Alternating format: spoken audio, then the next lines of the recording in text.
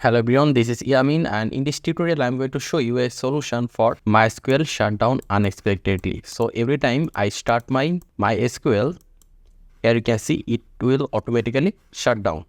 So we are going to solve this issue. So in order to solve this issue, first of all we need to go to where we downloaded our MySQL. So for it, I just go to my folder and I downloaded my MySQL in local disk C. So here you can see local disk C, and here you can see XAMPP. So we need to go inside this XAMPP folder, and inside XAMPP folder, here you can see MySQL folders. So right now we'll go inside MySQL folder, and in the MySQL folder you will see something like this. So here you can see the data folder. So first of all, what we are going to do is that we're going to rename this data folder. So for it, we'll just right click, and then we'll just click over here to rename it. So let's just rename it to data_old.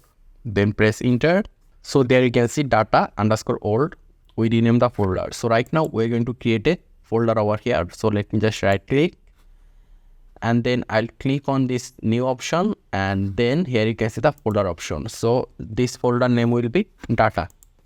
So right now what we'll do is that we'll go inside the data_old folder, and we're going to copy every folder from here, not those file. Okay, so we're going to copy folder. So let me just select those folder, and right now what we're going to do is that we're going to unselect those 4 folder over here. Unselect those 3 folder from here. Okay, and after that we'll go a little down, and here you can see we have a file over here called ibdata.org. So we also need to select this one, then we need to copy it. So I'll just right click and I'll click on this copy option, or you can just also press Ctrl+C.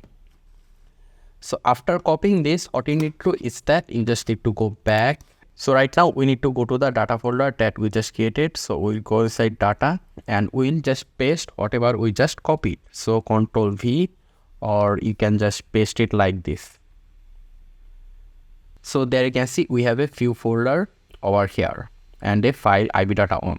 So right now we need to go back, and we'll go to this backup folder. So we'll go inside backup, and we're going to select everything from here, Ctrl+A, and here you can see ibdata.on. We'll just unselect this, and we're going to copy everything from here. So Ctrl+C, and let's go back, and we'll go inside the data folder, and we're going to paste it over here, Ctrl+V. And if you see something like this, just click over here, replace the file in the destination. And there you can see we have a few new folder over here, folder and file. So after this, let's just go back to the XAMPP, and let's just stop this, and let's just start it again. And there you can see it is running this time properly. So this is how you can solve your XAMPP issue. I hope this tutorial was useful to you. If you have any question, or if you are still facing any issue, just let me know in the comment section. Make sure to subscribe, and I hope to see you in the future tutorials.